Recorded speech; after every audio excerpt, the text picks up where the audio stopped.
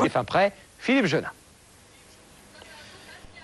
Et Serge le disait, s'est fait désirer, mais il est bien là, celui qui connaît toutes ces jeunes pousses nantaises avec qui il a gagné la Coupe Gambardella en 2002. Serge le disait, première, un petit peu comme Michael Landreau ici, il y a quelques saisons de cela, à Furiani, avec pour Landreau, on s'en rappelle, un pénalty arrêté face à Lubomir Moravjic qui est un nul 0-0. Mais ce soir, il faut des buts, il faut des points pour ces deux équipes. On retrouve les Nantais ici avec Bagayoko.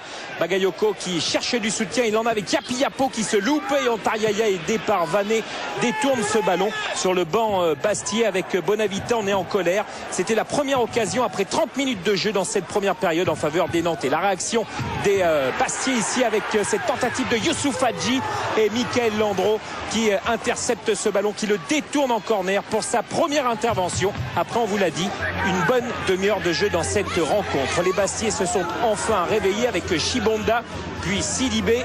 Sidibé qui cherche une solution, il centre là-bas. Il y a Hadji avec cette tête en retrait, la reprise de Rocky et ce ballon qui est détourné de la poitrine par Seto. Certains réclameront un penalty, notamment des tribunes, mais en tout cas c'est bien de la poitrine que Seto, regardez, vient détourner la frappe surpuissante de Rocky. Rocky malheureux, buteur contre son camp face à Sochaux en Coupe de France ce week-end. Le centre de Pierre-Yves André, ballon insaisissable pour Hadji, mais la reprise elle est là pour Pascal Chibonda qui oblige Michael Landreau à une deuxième parade, un deuxième arrêt dans cette fin de première période.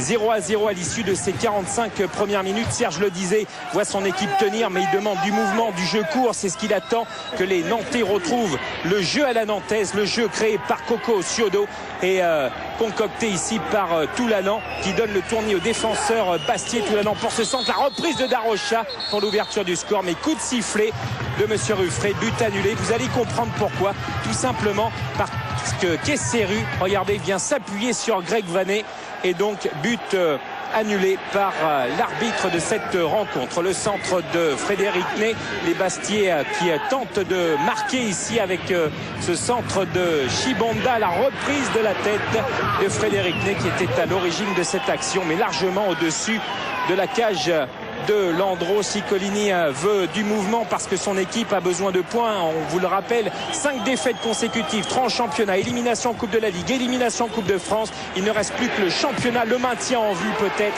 avec cette tentative de Pierre-Yves André, largement à côté de la cage de Landreau. Pierre-Yves André, ancien de la maison nantaise, incertain avant cette rencontre. On se souvient qu'il avait marqué son seul but depuis le début de la saison face à Nantes lors du match aller. Les Nantais justement, que font-ils? Eh bien, ils sont là avec Nicolas Savino. On connaît les frappes magnifiques de Savino et en 2 temps il oblige Nicolas Pento à un arrêt incroyable, le capitaine du Sporting Club de Bastia. Regardez sur cette frappe extérieure du pied, une frappe flottante signée Savino. 0-0 dans cette rencontre, les minutes filent, il y aura 3 minutes de temps additionnel et on retrouve toujours Bastia à l'abordage avec Pierre-Yves André puis Sidibé ici, Sidibé qui va fixer la défense nantaise, la frappe de Sidibé, une frappe montante qui vient flirter avec la cage de Michael Landreau. Toujours 0-0 au compteur, un coup franc peut-être un des derniers avec Sidibé, ballon au second poteau, il y a Antariaya, il y a Pierre-Yves André et ce ballon dégagé par Savino. Ce sera la dernière occasion de cette rencontre, match nul 0-0 pour le Sporting Club de Bastia face à Nantes et bon, très bon premier point pris par Serge le disait que l'on écoute au micro de Vincent Cobos. On a fait une bonne deuxième mi-temps. Bon, on a souffert physiquement le dernier quart d'heure parce qu'on a encore trop de joueurs qui sont à court de conditions, mais je pense qu'on a fait, on est monté en puissance dans ce match. On a vu des choses intéressantes lors de la seconde mi-temps. On a vu des enchaînements de 7-8 passes consécutives, donc c'est bien. Je pense qu'on est sur bon chemin.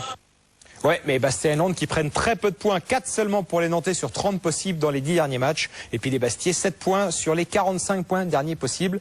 C'est pas terrible tout ça. Et pour l'instant, c'est un rythme de relégable que mènent ces deux équipes. C'était la première, on l'a dit, de Serge le disait. Comment